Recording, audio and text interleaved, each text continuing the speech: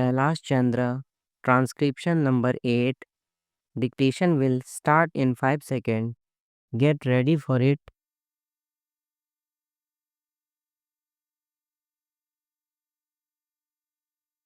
Start. In conclusion, I would like to say a word in regard to employment with which I have been dealing so far. According to the figures supplied, the number of displaced persons from Bangladesh employed through employment exchanges is only 37,000. This is very meager compared with their total number, which comes to 32 lakhs according to the official figures. This is with regard to Bangladesh refugees. The number of displaced persons from Pakistan employed through employment exchanges is not very encouraging, but still it is 75,000. I would urge upon the Honorable Minister to take this into consideration and see that something is done to find employment for these people. Of course, there is some expenditure incurred on general education and vocational training, but when we look at the number of persons who have been given vocational training, we find that the number already trained and under training is only 17,000. This figure also seems to be very small considering the magnitude of the problem before us. Some programs of general improvement have been undertaken by the government of West Bengal by way of setting up new industries, etc. These programs should be looked into and put into operation with a view to giving more employment to these displaced persons. Within the limited time at my disposal, I shall limit my remarks to refugees from Bangladesh.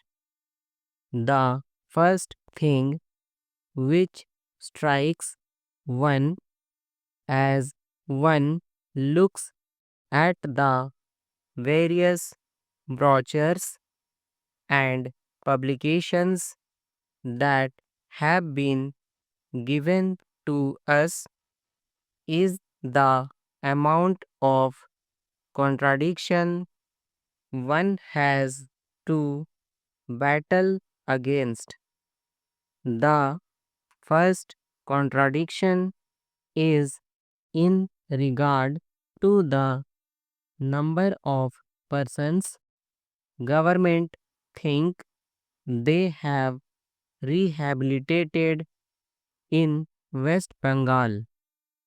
Granting that it is difficult to make a final assessment of the number of refugees who have come from Bangladesh, it is still true to say that at least there should be some sort of parity between what the Union Ministry says and what the West Bengal Rehabilitation Ministry says.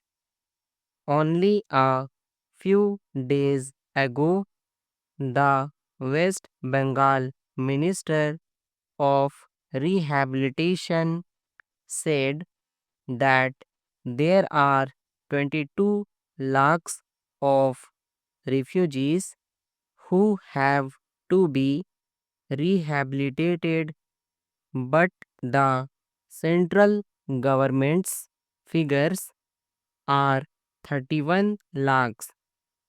Unless the government know the number of people they have to budget for, it is rather bewildering to know how they mean to plan in bringing about their rehabilitation.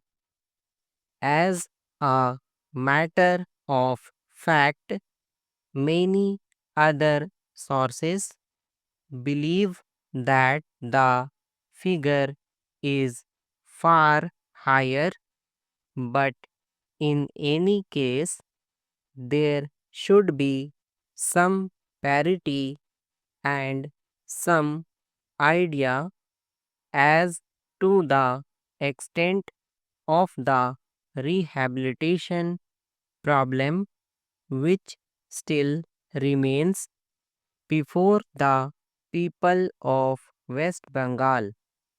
The other contradiction is this. On the one hand, Srimati Renuka Ray says that in the near future they will be making a successful completion of the work of economic rehabilitation of refugees in that state, but only last year Shri A.P.